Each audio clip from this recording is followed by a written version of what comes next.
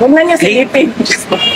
Huwag na niya silipin, no? Ilagay na niya sa harap niya at pag-aralan na niya ng maayos kung ano man yung gusto niyang gawin. Ipagpa sa Diyos na lang natin siya at kanyang mga gagawin bilang ombudsman. Pabor ka ba na talaga siyang ombudsman sa kanyang pwesto ngayon? Kung ako presidente, hindi siya ang i-appoint ko ng ombudsman. Huwag na niya silipin.